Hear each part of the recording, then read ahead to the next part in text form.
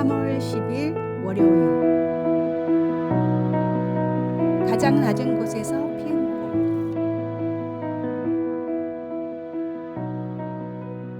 한국 전쟁이 끝난 직후에 태어나 힘든 상황에서 신학을 공부하던 허병섭 목사님은 졸업을 앞두고 백혈병에 걸렸습니다.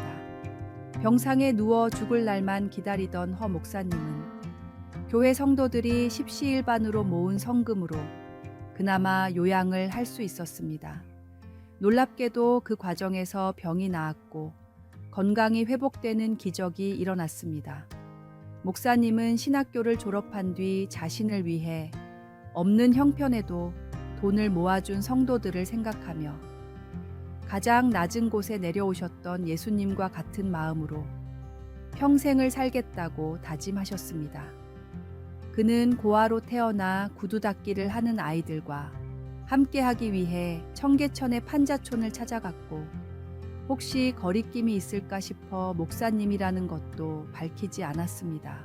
이후 빈민선교단체인 특수지역선교위원회를 만들어 꼬방동네 같은 여러 빈민가를 찾아다니며 사람들의 고충을 함께했고 이 과정에서 5번이나 감옥에도 가셨습니다. 노가다 목사님, 빈민의 벗이라고 불리던 목사님은 생애 마지막까지 세상에서 가장 소외된 사람들을 찾아가 함께하고 예수님을 전하는 삶을 살다가 소천하셨습니다. 우리도 예수님을 믿고 구원받은 두 번째 인생을 허 목사님처럼 의미 있게 살아야 합니다. 나를 조금 더 내려놓고 하나님을 위해 예수님처럼 섬기는 삶을 살아야 합니다. 직분이나 명예가 아닌 진정한 섬김의 자리에서 우리는 참된 기쁨을 발견할 수 있을 것입니다. 오늘의 말씀. 인자가 온 것은 섬김을 받으려 함이 아니라 도리어 섬기려 하고 자기 목숨을 많은 사람의 대속물로 주려 함이니라. 오늘의 만나. 당신은 지금 어떤 자리에서 누구를 섬기고 계십니까? 가장 낮은 자리에서 시작하는 작은 섬김이 하나님 나라를 위한 아름다운 열매가 될 것입니다.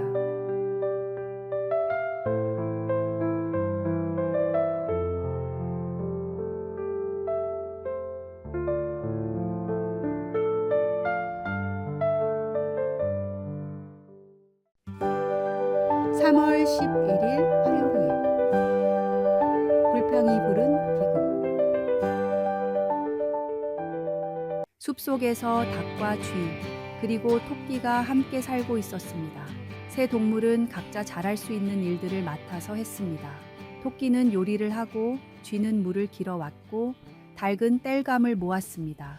평화로운 생활이 이어지던 어느 날 땔감을 줍는 닭에게 까마귀가 날아와 말했습니다. 바보같이 왜 혼자 가장 힘든 일을 하고 있니? 나라면 땔감을 줍지 않고 편하게 물을 길어 올 텐데. 이 말을 들은 닭은 집으로 오자마자 자기 일이 가장 힘들다고 불만을 털어놨습니다. 결국 닭의 제안으로 서로의 담당이 바뀌었는데 나무를 하러 간 토끼는 늑대에게 잡아먹히고 물을 뜨러 간 닭은 부리로 물통을 제대로 들지 못해 물에 빠져 죽고 말았습니다. 쥐는 부엌에서 기다리다 못해 혼자서 땔감도 구하고 물도 기르려 했지만 결국 과중한 일로 인해 굶어 죽고 말았습니다. 페르시아 사람들은 이 우화를 통해 불평 한마디가 때로는 평지풍파를 일으킨다는 교훈을 가르칩니다. 작가 라이트는 불평과 잔소리를 한마디씩 할 때마다 당신의 가정은 무덤으로 들어가고 있다라고 했습니다. 불평은 가정뿐만 아니라 직장, 교회, 어느 곳에서도 유익을 가져다 주지 않습니다. 오히려 불평은 공동체를 무너뜨리고 관계를 깨뜨리는 독과 같습니다. 정말로 어렵고 억울한 상황이 찾아온다 하더라도 불평하기보다는 성령님의 인도하심을 더욱 구하십시오. 주어진 상황에서 감사할 것을 찾고 맡겨진 일에 최선을 다하는 것이 우리가 가야 할 길입니다. 불평 대신 감사로, 원망 대신 기도로 채워갈 때 우리의 삶은 더욱 아름답게 빛날 것입니다. 오늘의 말씀. 모든 일을 원망과 시비가 없이 하라. 이는 너희가 흠이 없고 순전하여 어그러지고 거스르는 세대 가운데서 하나님의 흠 없는 자녀로 세상에서 그들 가운데 빛들로 나타내며. 오늘의 만나. 오늘 당신의 입술에서는 불평과 감사 중 무엇이 더 많이 나왔습니까? 불평은 우리의 영혼을 메마르게 하지만 감사는 우리의 삶을 풍성하게 합니다.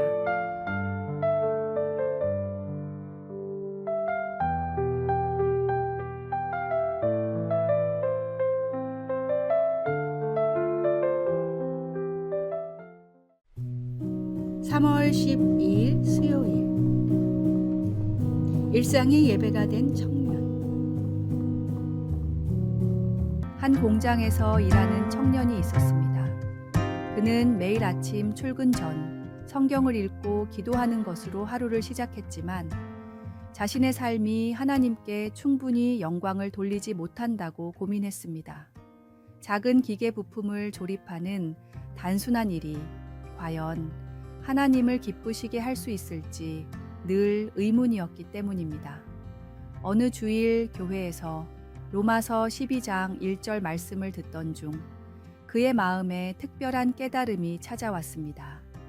너희 몸을 하나님이 기뻐하시는 거룩한 산 제물로 드리라는 말씀이 그의 일상과 연결된 것입니다. 다음 날부터 청년은 자신의 일을 새로운 시각으로 바라보기 시작했습니다. 매일 아침 작업복을 입을 때마다 주님, 오늘 하루도 당신께 드리는 예배가 되게 하소서라고 기도했습니다. 그의 작업대는 예배 제단이 되었고 그가 만드는 모든 제품은 정성스러운 예물이 되었습니다. 시간이 흐르자 놀라운 변화가 일어났습니다.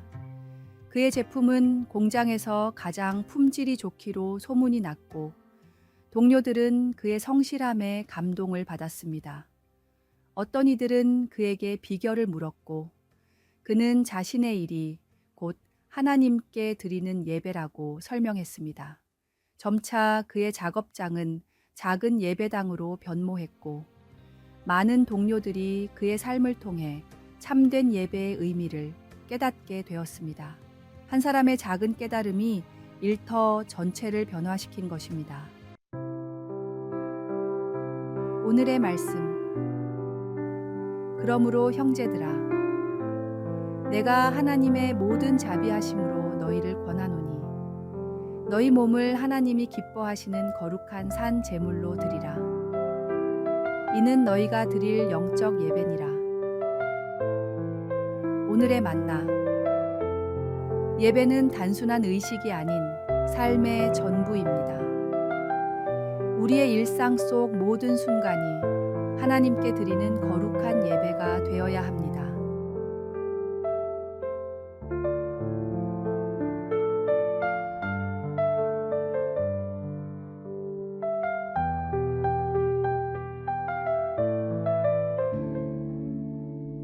(3월 13일) 목요일.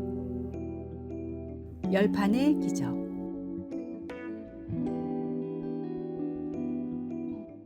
도시에 한 작은 피자 가게 주인이 있었습니다. 그는 매일 같은 자리에서 피자를 만들었지만 손님은 점점 줄어들었습니다. 큰 프랜차이즈들이 들어서면서 가게는 위기를 맞았고 폐업 직전까지 갔습니다. 어느 날 그는 특별한 결심을 했습니다. 하루에 10명의 손님에게만 피자를 팔겠다. 이상한 결정이었습니다. 하지만 그는 매일 아침 일찍부터 가게 앞에 오늘의 피자 10판 한정 판매 라는 팻말을 세웠습니다. 첫날은 아무도 오지 않았고 이웃 상인들은 그를 비웃었습니다. 그는 포기하지 않고 매일 새로운 레시피를 연구했습니다. 실패작은 노숙자들에게 나눠주었고 그들의 솔직한 평가를 들었습니다. 한 달이 지나자 소문이 나기 시작했습니다. 저 가게 피자는 하루 10판만 만드는데 먹어본 사람마다 특별하다더라. 3개월이 지나자 새벽부터 줄을 서는 사람들이 생겼습니다. 6개월이 지나자 SNS에서 미스터리 피자로 유명해졌습니다. 사람들은 오늘은 어떤 피자일까 하는 기대감에 줄을 섰고 맛본 이들은 평생 잊지 못할 맛이라고 했습니다. 그의 비결을 물어보자 그가 웃으며 답했습니다. 매일 10판만 만들겠다고 결심한 건 포기하지 않기 위한 작전이었죠. 100판을 대충 만들 수는 있지만 10판에 모든 정성을 쏟으면 반드시 누군가는 알아준다고 믿었거든요. 제한된 수량이 오히려 저를 완벽에 가깝게 만들었습니다. 오늘의 말씀. 다만 이뿐 아니라 우리가 환난 중에도 즐거워하나니 이는 환난은 인내를, 인내는 연단을, 연단은 소망을 이루는 줄 알미로다. 오늘의 만나. 인내는 결코 멈춰 있는 것이 아닙니다. 한계에 부딪힐 때마다 새로운 길을 찾아내는 지혜이며 그 과정에서 피어나는 희망입니다.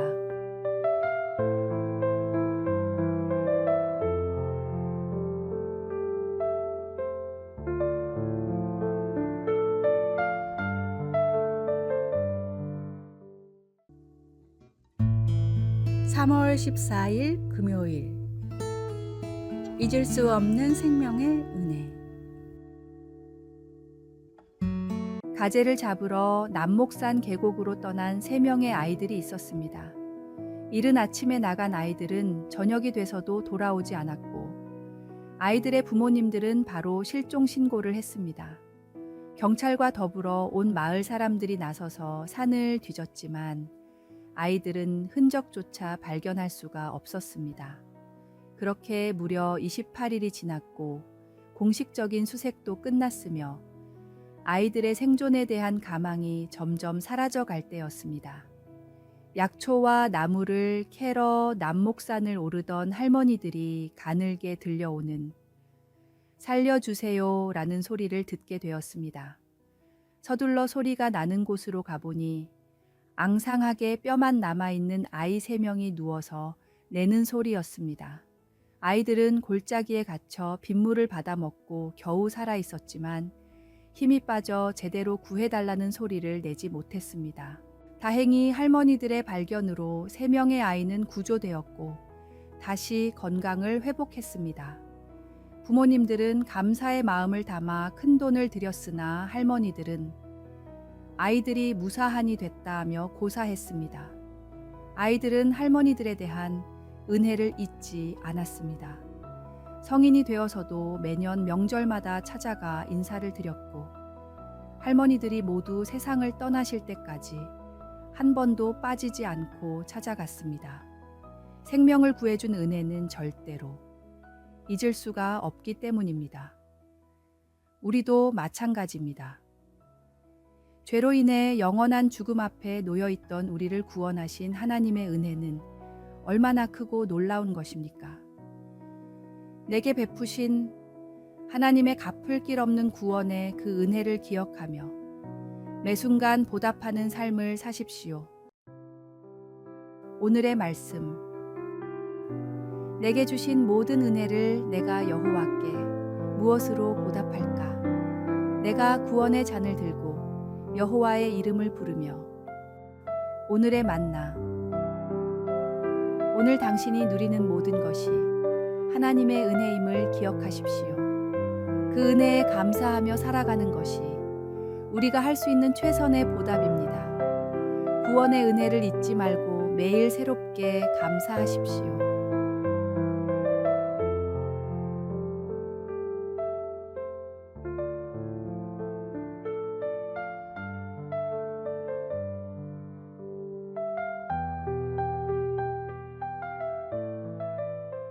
아래에 빨간색 글자 구독을 누르시어 더 많은 전도의 열매를 맺으시기를 기도합니다.